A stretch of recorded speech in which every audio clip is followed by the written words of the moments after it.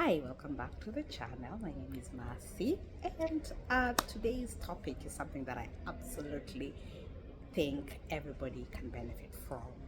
We keep hearing about coaches, and we keep hearing about the different types of career coaches, life coaches, love coaches, family coaches, relationship coaches, and many people don't even know what the difference between a coach and a therapist is. That's a whole other video for a whole other time. Now, career coaches are something that I believe every serious person needs to have. Whether you're an entrepreneur, whether you're a career person, I just think everybody needs this because, for one, it's a sounding board. It's somebody that you talk to, and they are a sounding board. And so during my last networking event, one of the ladies that came is a career coach, and I decided to take advantage of the event and have a quick interview with her on how networking can help with job hunting and with just career growth and all that. I'm hopefully going to have another interview with her, a bit more in depth about coaching and how career coaching helps and how all this comes together. But on this particular video, we were only going to talk about how the networking comes in handy and what to expect and stuff like that. And so I hope you learned something out of it. And Office is someone I've known for quite a few years. I've followed her on and off, and I think she has some wisdom to add to it. Hi. So, next interview with Office. Office is a lady I have known for quite a number of years. So we met, and I have been stalking her on LinkedIn. I did follow her career journey partly because she worked for an organization that I really wanted. I really, at some point in my life, really wanted to work for Medair, except it's really far. So I never. So when I saw her, I was like, Then I was like, wow. Anyway, it was nice following her career. Then she went independent, and now she's actually a career placement career coach and all that. And she's doing well. I'm proud of you. Thank you so much, Mercy. I'm proud of you. Yeah. So I invited her because we have the networking in Hills event, and she's coming, and she's going to talk to us here. And because you people, some of you are not here, why not share a little bit with you? She's not going to tell you everything that she's going to tell us here, so definitely you're missing out on something. But just a few things. So I'm going to let her introduce herself, and then we are going to talk about networking as a job seeker. How are you doing, guys? So thank you, Mercy, for this great introduction. I'm so happy to be here today. And networking, we just started already. In the back, there are people already there. So my name is Orfis Rodriguez, and I grew up here in Switzerland. I'm now a career coach and a recruiter as well. And I have my company called HR Solutions. And we are. I will put the link on the exactly. And I work mostly in Switzerland, but also internationally, because everyone needs help with their career, and so this is what I like to do. So one thing, as a job seeker, when I went for unemployment or anything, the first thing they tell you is you have to network. Yeah. Resultage. Yeah. And also depending on the career that you're in, some jobs you can only get through networking. Yeah. So, and especially when you're higher, like upper management, most of the jobs you're not going to get them except through networking. So, is that also the advice you give your people, that they have to network for jobs? Yes, I mean, obviously I have clients who are in their jobs at the moment, and so they don't have time, full, 9 to 5 and family and all that. So it's hard. I understand how hard it is to network when you're in this situation, but I always say that do it little by little. Even if you cannot go to events, at least work on your LinkedIn profile and network online. This is something that I really reiterate all the time. Like, work on your presence online, especially on LinkedIn. And if you have time, find out where you can network and organize yourself. Organize how you will bring value from certain events. And when you go to those events, organize yourself even beforehand with either a card or something that you can give away to people, and you can also connect with those guys, afterwards. So when you tell people that, how do they normally react to that suggestion? Well, yes, they say, yeah, very nice, very nice. Yeah, you're very thoughtful. I think you have great ideas. But it's slowly, little by little, that we close. We break the barriers. The thinking, that sometimes stop you from advancing. The hurdle blocks. I don't know The hurdles, yeah. The hurdles, yeah. And so, yeah, I think when they start doing it, they see the results. Like, for example, just working like a few things on your LinkedIn profile, and you see how doing a little thing, you have more views, you have more visits on your profile. Exactly. It's like, okay, I didn't do that much, but it's still giving me something, right? And you never know where you're gonna find a great opportunity. So you have to be out there. Yeah, true. So recently I was, as I mentioned to you, I was made. My position came to an end due to a restructuring in the company, and I needed to reach out to my network. But lucky for me, I'm one of those people. I'm networking even when I have a job. Well, it's my side hustle, so I have to do it. Well done. Yeah. But one thing I noticed was it was so much easier for me because I could reach out to people who we are not total strangers. Yeah. I reached out to people who it was just one of those, hey, I've seen a vacancy on your company and stuff like that. And one thing that many people don't realize, especially in the private sector, is quite a lot of companies have referral systems. And when you're referred by an employee, most of the time it actually works better for you. It's not 100% guarantee. But then now you don't even get somebody to refer you if they don't know you. You can just randomly meet somebody one day. Yeah. So for people, because for me and you, it's easy. We like talking to people. We are extroverts. But then there are these people who are introverts.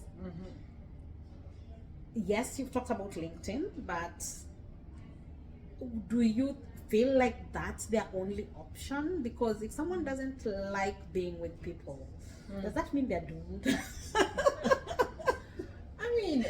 Introvert doesn't necessarily mean that you're allergic to people. It's just that you're not very expressive. Yes. Or you're more reserved. Yes. And you think before you speak, before you act. So Yes. you're a planner.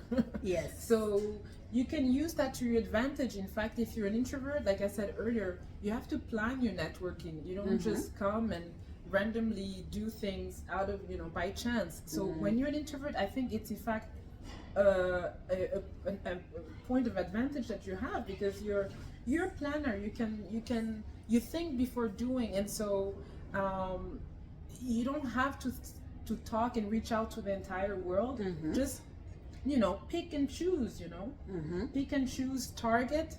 And that means less effort for you. And I think that's the point. They need to target, they need to work based on their weakness. You can't just say, because Mercy's idea of networking is going to anywhere where there's some good wine, you'll find me there. I'm fine, anywhere where there's sports, you'll find me there. So it's up to you to look and see, okay, this is my weak point. I don't like talking to people, so maybe I go somewhere where people are hiking. Yeah. So the results that people get, like when you have clients, and I was told that about a very small percentage of positions are up there. There's the iceberg, and then the majority of the positions are down here, the gray market, as they call it. And I personally, and I really hate saying this, personally, I have never met anybody who tells me that they got a job from this gray market down here. Oh yeah. So I'm wondering if it's really that many people, because that's the thing. I tell people, yes, you have to network and stuff like that, and most of my jobs, I applied because I saw it advertised somewhere. But then there was also, except for one job, Also, the other thing was the fact that I knew somebody who was able to put in a good word and help me with either giving me information about them, about the company, so I was better prepared for the interview, or preparing me for the interview because they know the company better. But I've never met anybody who just got a job which had never been advertised. Does this really exist, or is it a myth? No, it's not that it's not advertised. So the gray market, yes, there are some jobs, it's true, that are not advertised and they're from the gray market. And I've been on these job interviews as well, you know, jobs that have not been advertised, and it's only because I knew someone or here and there. You talked about MEDER. Yeah. I worked at MEDER. Yes, there was a job advertised, but I knew someone there, so that work, that you know, that person put a good word in for me, and in your case, it's the same, right? So Yeah. they help you also prepare for your interview Yes. with tips and so on because they knew about the organization. Yeah. So when you talk about the gray market, some jobs are not advertised at all, and you have to tap into those. But there are also those jobs that are advertised, but very for a short period of time because they kind of already have, you know, They have good someone. candidates, Yeah. or they're gonna advertise at a certain time, but you missed it. You know, you missed it because it was during a window. So this network of yours is gonna be helpful for you, you know, and when they know that the advertisement is gonna go off, they're gonna tell you beforehand, before anyone knows about it. Yes. So you'll be the first one to apply for it, you know. So there's no one way or another. There are multiple ways of you know, working around this gray market, but working on your network is very important, especially in Switzerland. I have Yeah. to say, Yeah. a lot of jobs work through connections. Yes. Yes. But it's not. Connections are good, but it's not going to guarantee It's you not the going to job. guarantee that. I think that's where many very people go important. wrong. Have to understand. It's not going to guarantee the job. It's not because you're friends with friends. Yeah, but you have to be qualified. You have to have a good application file, Yes. and you have to work on your pitch and everything, so you can land the job. But yes, it's helping you. You're ahead of the game a little bit. Yeah. That is a very important point, Yeah. because I think many people just think that having the connection is going to make sure you're there. Have the connection. You still have to have a good CV. You still have to have make it easy even for your connection to advocate for you. Yeah. You can't, Exactly. you have to give me something You have to to work give me with. something. Yeah. Like I had a client, for example, like I work with her. I always have like tools and an area online where you can, you know, get all the information, all the documents that you can use just to work around your CV, your cover letter. Like it's just like your teaching kit in a way, Yes. like your learning kit. Yes. Yeah. So in addition to the learning kit, I take time with you. I coach you one-to-one and work on your applications. There was one job that I saw in my network, and I, of course, for my clients, I always would put them, I would let them know about those positions that are opening up in my network. Yeah.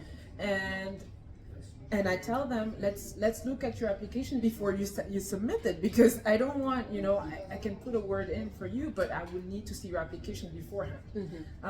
And so that's what I do. I mean, it's not enough to know someone. You have to really work on your application. Oh, yes. And your cover letter, if I have to change it, I mean, if we have to change it together 2 or 3 times, we will change it 2 or 3 times. Yeah. Because until we get it right. Yeah. Yeah. Because it's also your reputation, Yes, exactly. I'm not gonna put in a good word for you if I know that your file is not gonna be outstanding.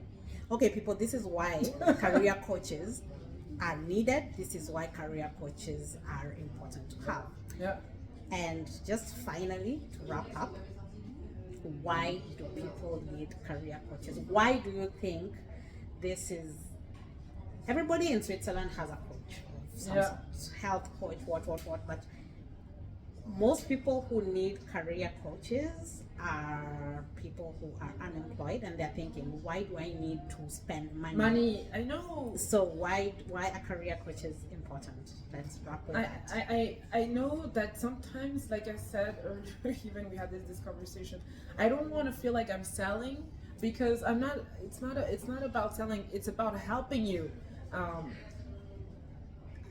Career coaches are here to help you land a job or land the next step in your career. Yeah, and it's gonna get you there faster and better, because we've seen the mistakes. We see what the common mistakes that people make, and we're gonna help you avoid those mistakes. Yeah, so we save you time and energy and disappointment, because also when you're job hunting, it's strenuous, it's tiresome, it's emotionally burdensome as well. And it's good to have a moral support. When you have the let's analyze why was it a no here. Was it a good no or a bad no? Was it because your application wasn't good enough, or was it because this hiring manager wasn't Or just because they received 1,000 applications and they could only shortlist 3. but it's also sometimes bad judgment. I mean, we're not recruiters or hiring managers are not perfect either. They also make mistakes, right? And sometimes those mistakes hurt you as a candidate. You feel bad and you feel like unconsidered and all that. So let's look at those no's and those yeses, and when you have those yeses, let's look at which company works best for you, because I also had cases like that. I mean, we are at the end of my coaching, we're like, oh, 2 job offers, wow. I mean, 2 job offers we have on the table. So let's look at it from your end, what works best for you in terms of like your career goal aspirations, your cultural inclination. I mean, your values, your system values. Do you feel like you're gonna stay long enough in this job, or is it you're just there because you need to pay your bills? So let's look at it from a Especially when you have an option. Yeah, exactly. So when you have a career coach, you have more options as well, because you really target your job strategy. Like you work harder on your job strategy. It's more organized, and so you save your energy, and you have better opportunities also on the table afterwards. All right, people. See, this is why networking is important. This is why career coaches are there. And the thing is, most of these career coaches have, for example, she has worked in a HR department recruiting people. So she is giving you the information that the person on the other end is looking at. She's giving you the information of what she was looking at when she was a hiring manager. So sometimes it might be an investment, and maybe you can say, okay, instead of she's proposing 10 sessions, instead of 10 I can only afford 2. Start by that and just say, okay, can we start with 2 and I see if I feel like this is something I want. But just consider it. It doesn't have to be high if you feel like the chemistry is not there, but just seriously consider. She has told you what a career coach does. This is something that I genuinely feel like many people I have used a career coach lately because of my restructuring, and that was one of the good things that I learned. And if I decide to change again in my career, I'm definitely getting one, because I had blind spots that I didn't even know, and I think I'm quite self-aware.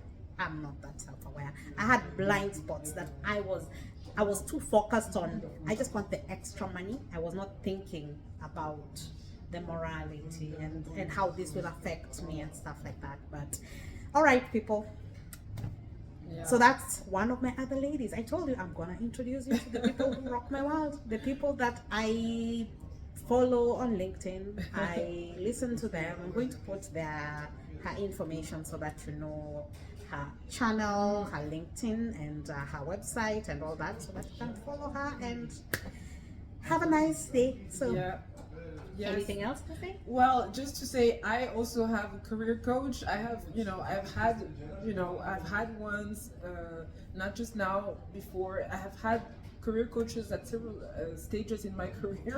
So I mean, They are important to have. Honestly, they are. I mean, to have I a would be stupid structure. not to have one. Yeah, yeah. And I mean, even psychologists, they have their own Exactly, strengths, you know. Exactly. Even a shrink has a shrink. Exactly. So, All right. Thank you thank so you much. so much, Mercy. Okay. Bye bye. Now let's go have our drink.